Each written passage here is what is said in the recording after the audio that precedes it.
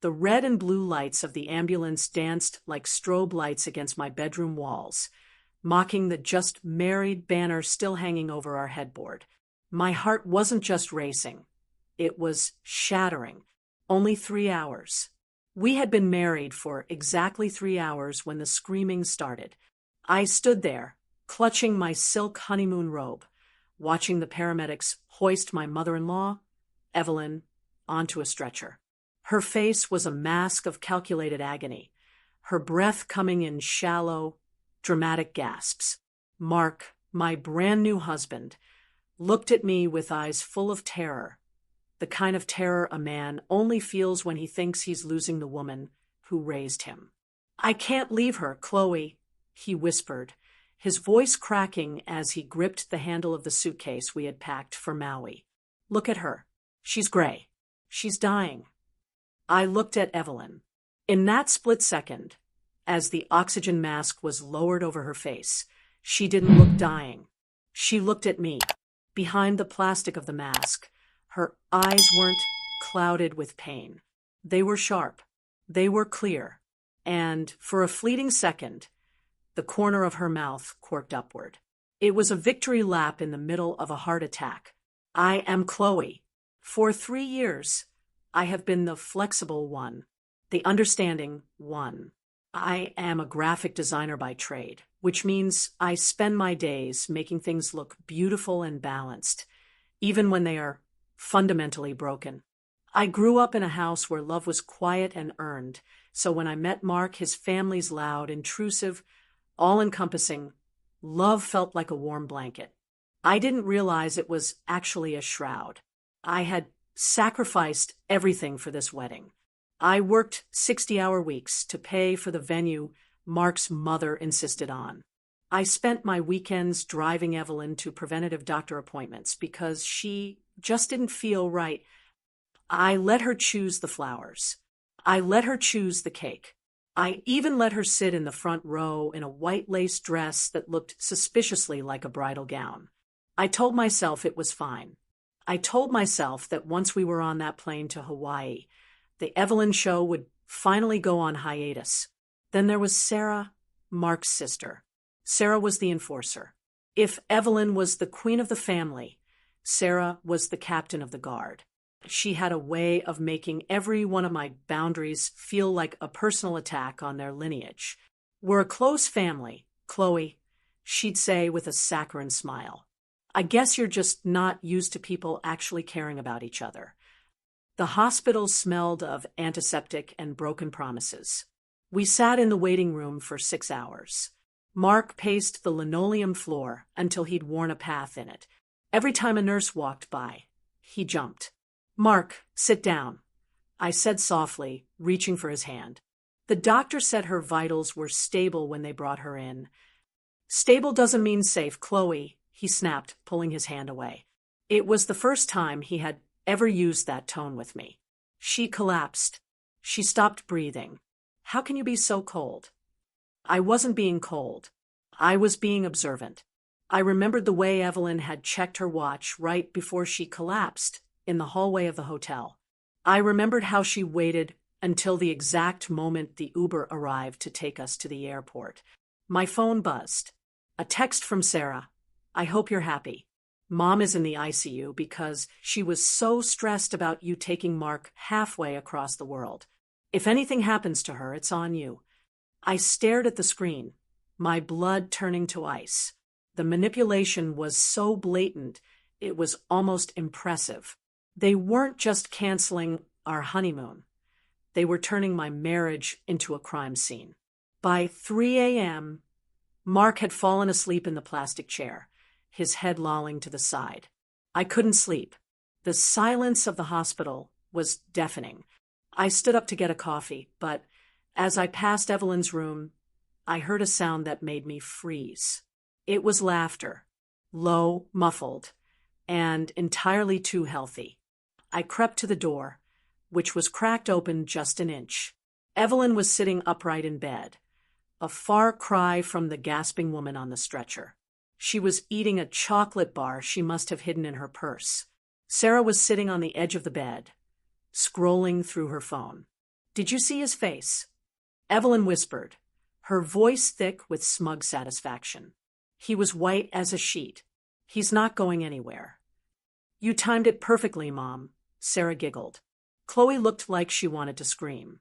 She actually thought she was going to get him all to herself for 10 days. In Hawaii, please. He's my son, Evelyn said, her tone suddenly sharp and possessive. He belongs here, not on some beach with her. I felt my chest getting tight just thinking about them being that far away. It wasn't even a lie, really. My heart was hurting. It was hurting because of her selfishness. I felt a roar in my ears. The world tilted. My hands shook so violently I had to lean against the cold hospital wall to stay upright. It wasn't a medical emergency. It was a heist. She had stolen our first days as husband and wife, just because she could. I didn't storm in. I didn't scream. I walked back to the waiting room, sat down next to my sleeping husband, and felt a cold, hard clarity settle over me. The flexible Chloe died in that hospital waiting room. The next morning, the doctor, a young, exhausted resident, came out to give us the update. We can't find any evidence of a myocardial infarction, he said, rubbing his eyes.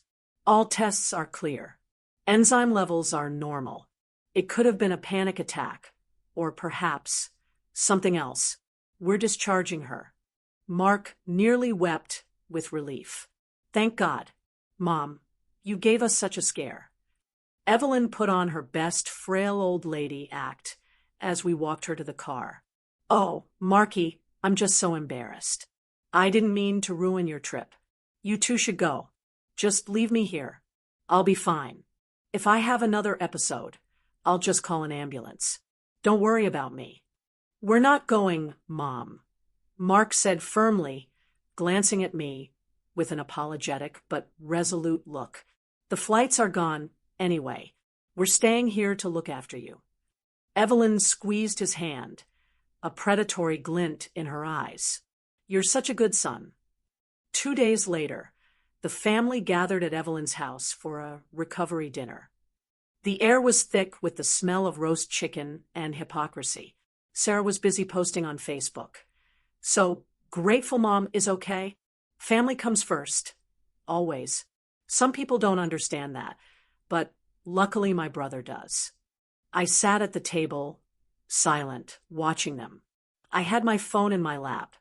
I had recorded the conversation in the hospital. I had spent the last 48 hours waiting for a moment of genuine remorse, a sign that Mark would see through the fog. But he was busy cutting Evelyn's chicken for her. Chloe, dear, you're so quiet, Evelyn said, sipping her tea. Still brooding over the beach? Don't worry. There's always next year.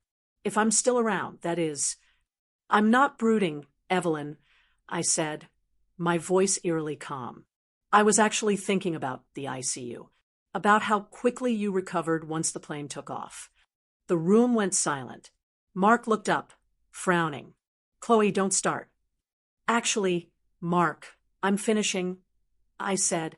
I pulled out my phone and laid it on the center of the table.